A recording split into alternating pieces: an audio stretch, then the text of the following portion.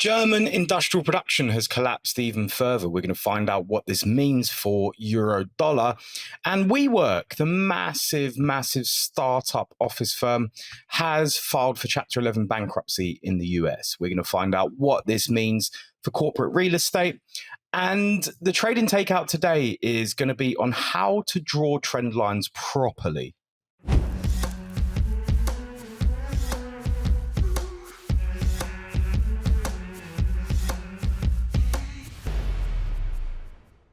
Now, the only way you can get the best trading insights, education, and analysis each day is if you're here every day. So hit subscribe so you can get your daily trading edge. Yeah, German industrial production was extremely weak today. This is probably a better view of it, in fact. So we can see just here that we had the industrial output came in at negative 1.4%. On the month. The expected was negative 0.1%. So really quite poor for Germany. This is, coming out right at the same time as people are referencing the Institute of Economic Affairs paper written by Catherine McBride on Brexit the UK post-Brexit. And it's quite interesting the way the media frames things, because rarely do the media talk about Germany in the context of Europe, even though it's the largest economy. It's always the UK, and everything is isolated to, okay, well, how is the UK faring through the lens of Brexit, rather than how is the UK faring in the lens of the global economy, in the European economy even. So it's very important to try and, we are receiving a lot of UK-focused news, so it's important to try and look at the wider context always. Germany, as the EU's industrial production base, is really doing poorly. It's very bad at the moment. They're in recession still. And it doesn't look like it's getting any better at all anytime soon. It really looks poor. And so from this perspective, we can make an analysis on the euro.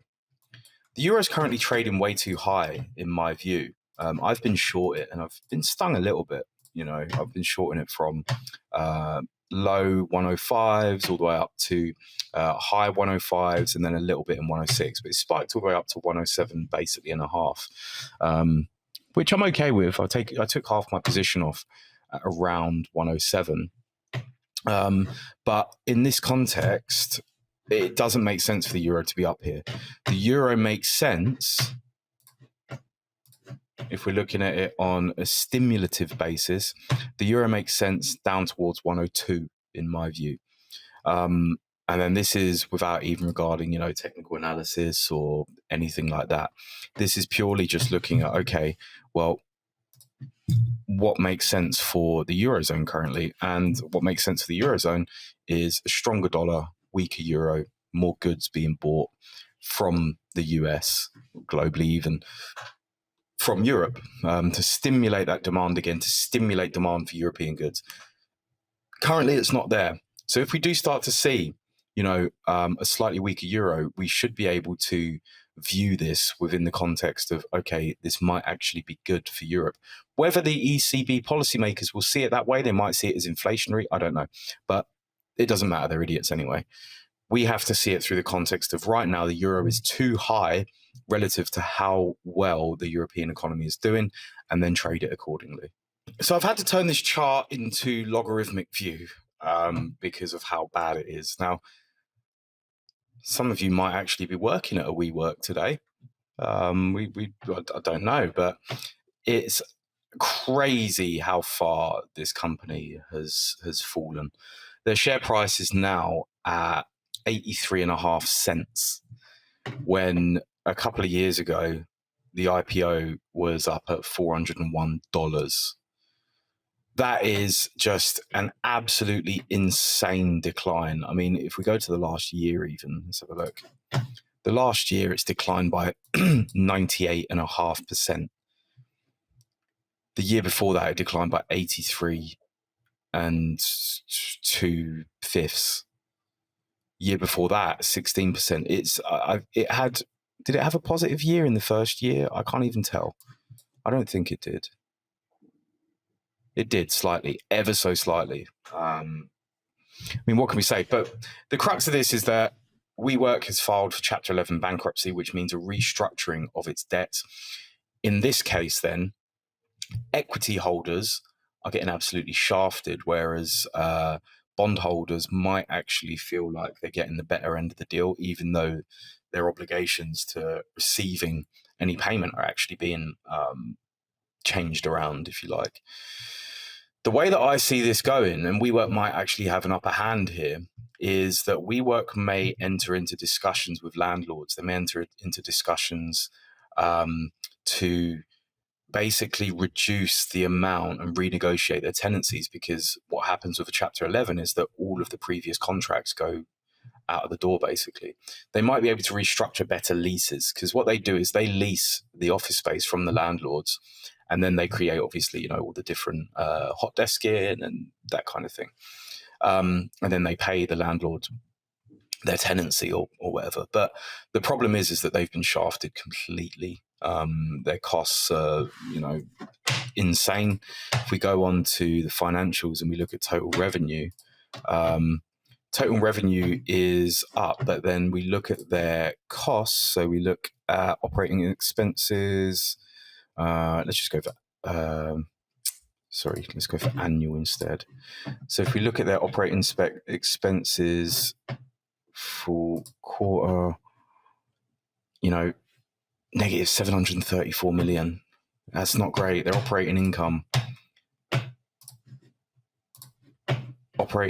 this will probably show the best story, negative 1 billion. So they're not making any money. They're losing £1 billion a year. That's astounding. And in a high rate environment, that's just not going to run. With low rates, fine-ish. You can see the stock price has never really recovered, but in a high rate environment, that's even worse. So what's going to happen generally then for the rest of the sector of commercial real estate? Well, high rates so far haven't actually affected anything. The number one thing that is going to affect commercial real estate is 100% going to be when businesses start to really lack on earnings. When businesses are really going to start to see that unemployment is ticking up. These are the things that will affect commercial real estate, because right now the cogs are running relatively well. Commercial real estate really survives on ensuring that the business conditions are okay. And currently we saw a little bit softer data on the NFP, for example, but they're not, crazily bad, basically. So we've got to get into the mindset of, okay, high rates do some part of the job, if you like, of creating a downturn. But really the economy and people have to then get into the mindset of, okay, crap, this is happening, this is bad, we can't afford things anymore. And currently that's not necessarily happening. I know it feels like it is, but the data says that it's not. And this is why commercial real estate ETFs, for example, if you go onto VNQ, they've not collapsed.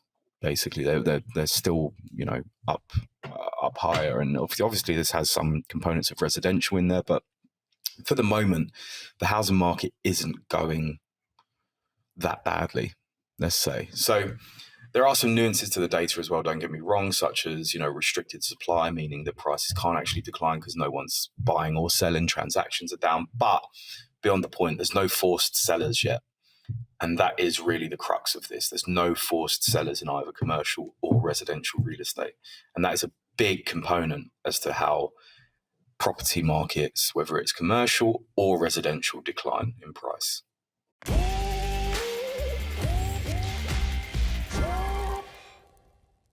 Today's trading takeout is using certain tools to draw trend lines for yourself. And the tool that we're going to look at here is called linear regression. It's really, a statistical measure rather than just a tool. But what you'll do is you'll go onto TradingView, you'll go onto the lines, channels, pitchforks part, and you'll click regression trend.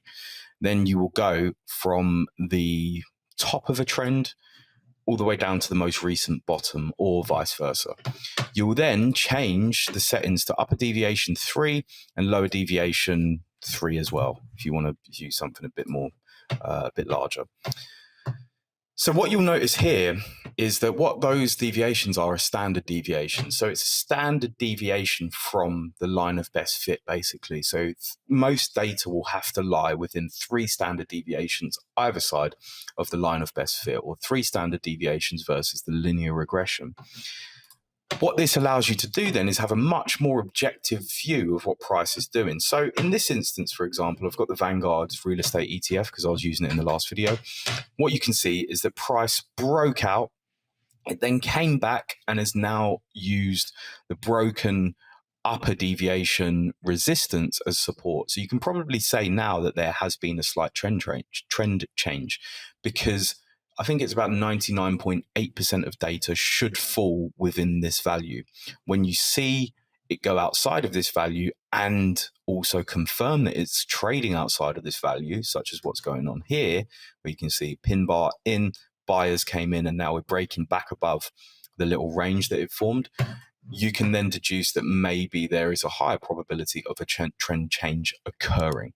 So rather than draw them yourselves and wonder if you've drawn them right, use linear regression because it's much more objective.